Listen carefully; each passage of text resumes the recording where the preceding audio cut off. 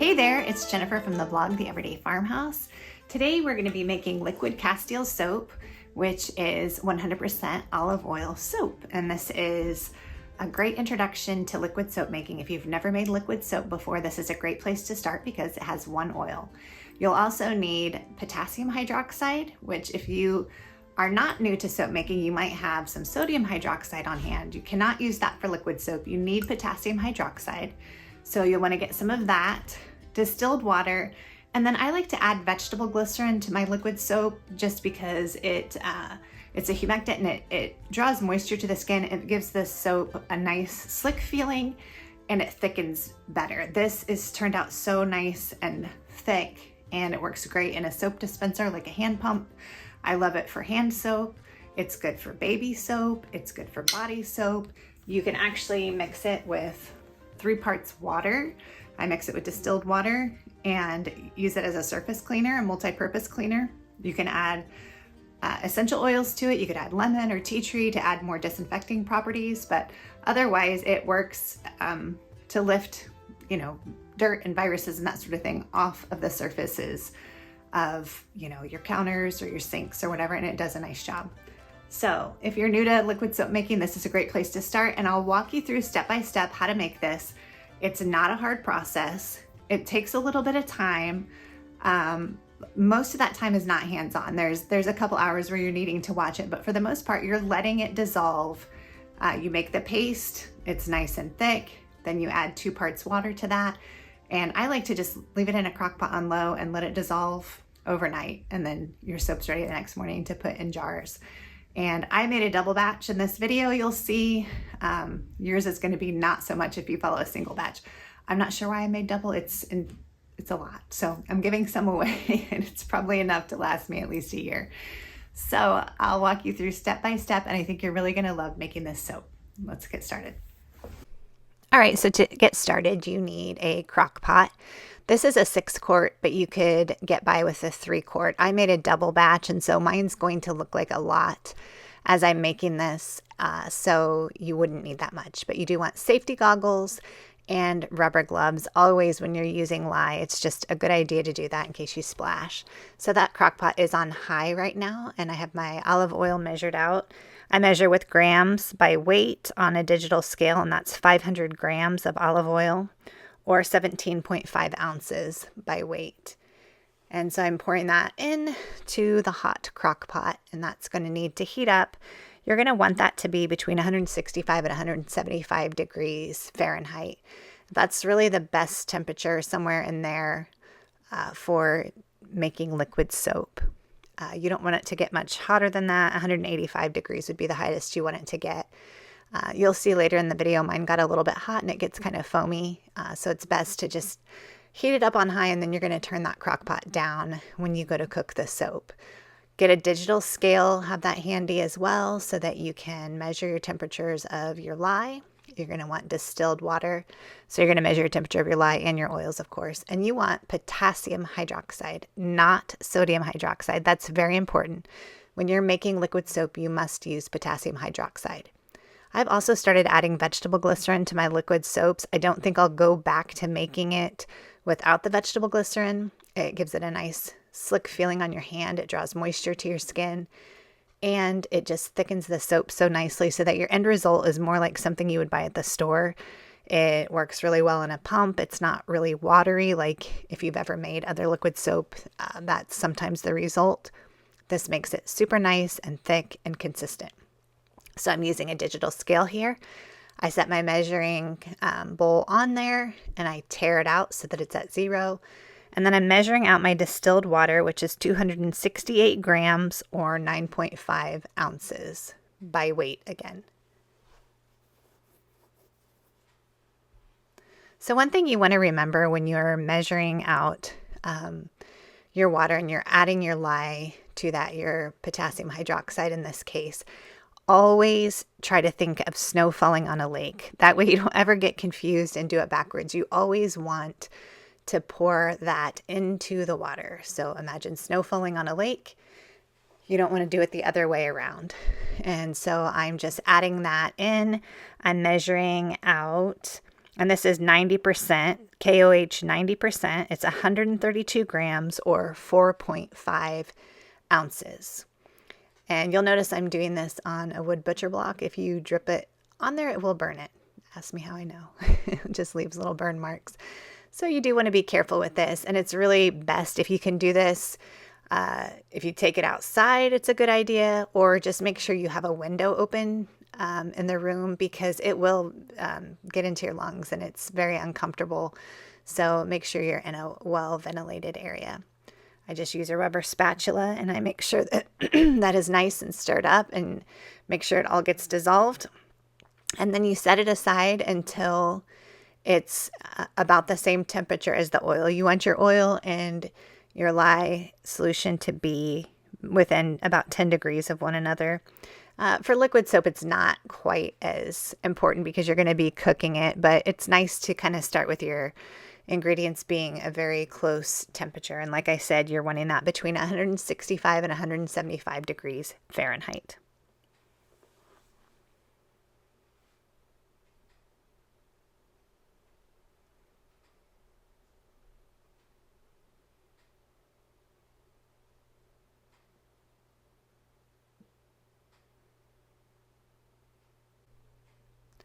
So after I've measured out the olive oil and the lye, we're going to measure out the vegetable glycerin, again on a digital scale that's been tared out with the measuring cup on it. And I am measuring out 114 grams of vegetable glycerin, or 4 ounces if you're using ounces. So the next thing we're going to do is use an immersion blender to start mixing this together. I like to put my blender into the oil and kind of pound it out to get any air bubbles out so it doesn't just splatter. Then I start adding in the lye. I like to alternate between having the mixer on and then just stirring it by hand with the mixer, just so I don't burn it up, because this is going to be mixed for quite a while and I don't want to burn the mixer up. So just to protect it, I kind of alternate between the two. After the lye and the oil have been mixed well, you are going to add in the vegetable glycerin. Just pour that right in. Always a good idea to make sure you get every bit of it. And continue to mix that now with the immersion blender.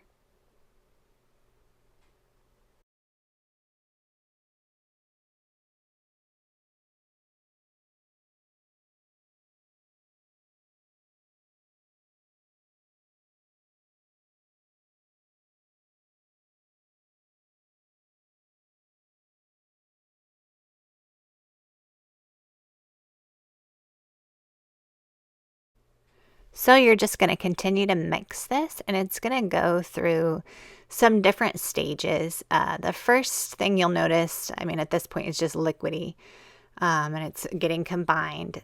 The next stage you'll notice it will start to look like applesauce, to me, is what it looks like. And once it gets to that point, then you can just cover it and start to let it cook. And you're just going to watch it and try to make sure the temperature doesn't get too hot. So I kept mine on low, and then you can turn it even down. If you notice, at one point I noticed mine was a little hot, and so I think I just turned it down to keep warm.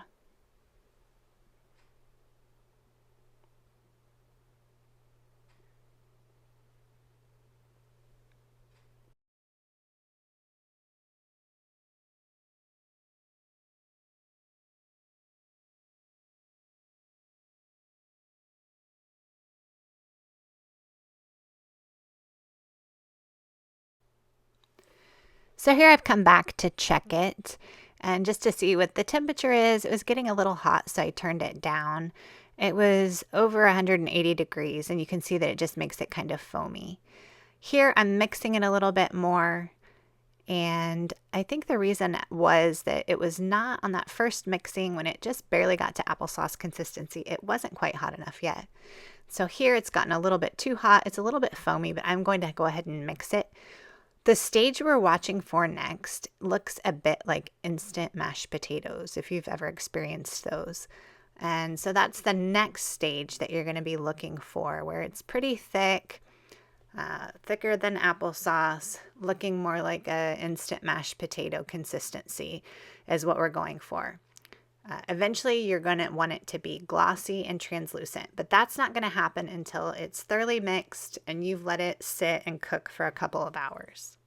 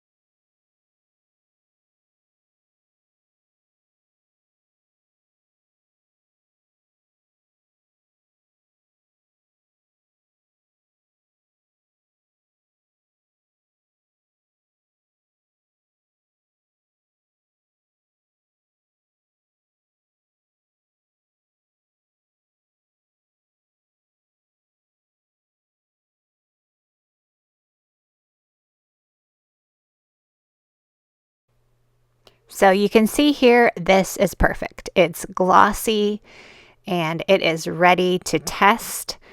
To me, it looks like it's going to be done, but we're going to do a clarity test. If you had pH papers, you could test the pH of it.